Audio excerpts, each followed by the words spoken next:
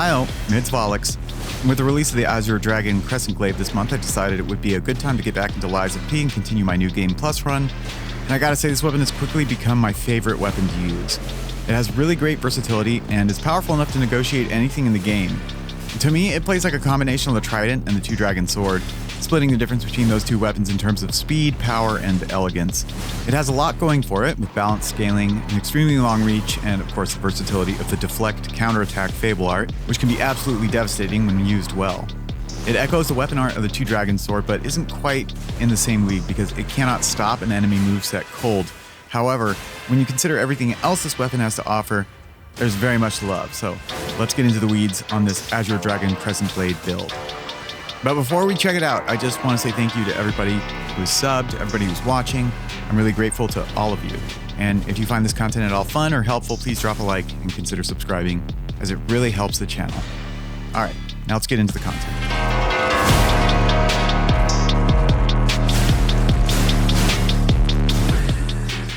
Anyone who goes about using this weapon has to be working to create opportunities to use this Fable art.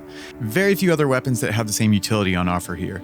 First, there's a dodge mechanic built into the Deflect counterattack, which increases the utility far beyond that of the guard parry art that you see on many of the other weapons in the game. Even in the event that you miss your window to guard, you still have the opportunity to dodge the attack with iframes or just escape with your hitbox, you know?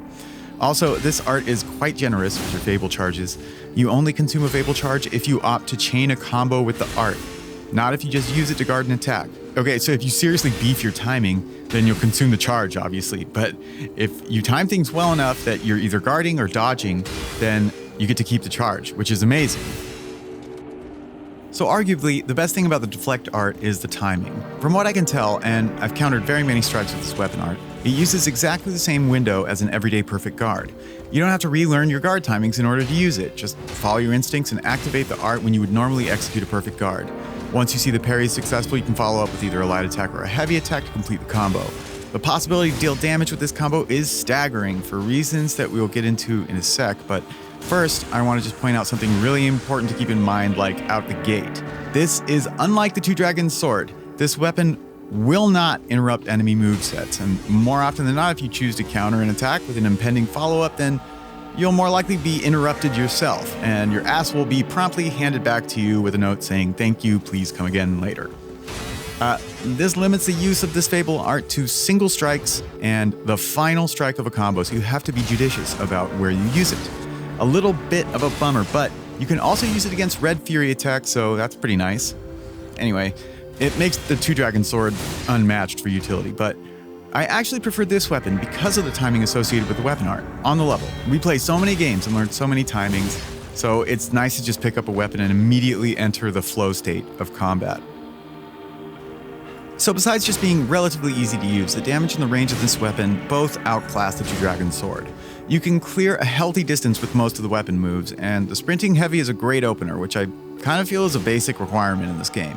The scaling is pretty balanced, slightly favoring tech, which is great for New Game Plus, but not as great on a first playthrough. For a first run, you're usually focusing on like either tech or motivity, one stat.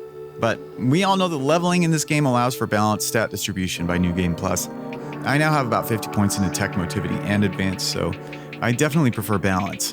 In any case, by the late game, stat scaling isn't where the large amounts of damage are going to come from anyway. More and more, I'm relying on percentage bonuses gained from either amulets or quartz unlocks for bigger damage, and particularly the boss amulets, as we all know. In this case, the Conquering Amulet, that can bring damage for this weapon into like a really high class. Since the Deflect counterattack qualifies as a perfect guard, you're activating something like that, whatever it is, 25 to 30% increase on damage for your counterattack. That's really, really good. It's the best damage buff in the entire game besides like critical strikes. Initially, I wasn't running the Conquering Amulet, I just was running Extreme Modification, Carriers +1, Patience, and a percentage damage increase like the Puppet Destroyer. Once I added the Conquering Amulet, I was seeing heavy counters in like the 6k plus range, which is really good for a single hit. I'm talking about fat chunks of a health bar falling off after landing a single blow. What's great about this is that it also synergizes with several quartz abilities too. You got 2 bonuses to attacks at full durability, and also perfect guard durability recovery. So your Deflect is restoring the weapon to max, right? And then the counter will be taking advantage of the full durability bonus. Also, if you've unlocked the other nodes that otherwise buff weapon durability, then you're almost guaranteed max durability whenever you use this Fable art, which is amazing. There are quartz abilities for both slashing, piercing weapons. It can get pretty nice. Okay, saving the best part for last here. A heavy deflect counter will stagger a boss. This means that it eliminates the need to perform a charged heavy attack. Ever. Unless you just want to do it for fun, which is fine. But charging a heavy attack to execute a stagger opportunity can be a bitch later on in this game. The windows to fit that much time into a fight become extremely narrow. Adding it into the natural flow of another moveset instead is absolutely clutch. You're also much more likely to keep the stagger opportunity because a perfect guard will almost always prolong the opportunity once it's there. The only disadvantage here is that you require a charged Fable slot. That's it. Besides that, I've found very few cases for using the charge heavy in combat these days, especially when you consider all the excellent damage opportunities that we can build into the deflect counterattack on top of its ability to stagger, like the quartz abilities and the boss amulets that we were just talking about. Alright, so here's the build really quickly. This is going to be really fun. I've been trying to think of a way to really easily convey the necessary information for a Liza P build in a card, like the ones we use for Remnant 2, so let's try it with this build right here. I'm going to break this into 3 different categories: equipment, quartz, and stats. This is the version of the build that I've settled on, all expressed in as simple a way as I could come up with. The weapon is the Dragon Glaive, and the amulets are Extreme Modification, Conquering Amulet, Carriers +1, and Patience. The most important suggested quartz unlocks are Max Durability Attack Up, that's levels 1 and 2, Perfect Guard, Fable Charge Increase, Perfect Guard Durability Recovery, the larger Add Fable Slots nodes are essential, and reduced durability cost for both slashing and piercing weapons. Obviously, there are many others that would be beneficial here, but those are the ones that really grant this build its chunky hits. Now, for the stats section, I'm just going to use a priority list because this is totally up to you. It's different for everybody. Capacity is always my priority number 1, followed by tech and then motivity, then advance, and finally stamina and health. I know it's not news to anybody, but yeah, this weapon is totally busted. It's feeling very, very good to use right now. Any excuse to pull me back into Liza P and I'm in. I'm looking forward to smashing Simon Manus with this weapon soon. And that pretty much does it for me. Thanks to everybody watching, I really appreciate all of you. If you're enjoying the Azure Dragon Crescent Glaive, then sound off in the comments.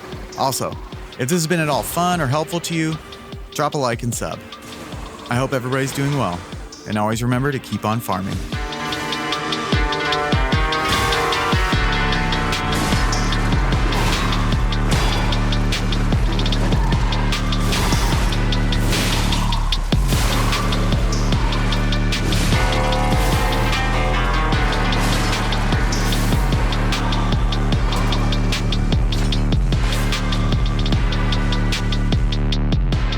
I knew you'd do it!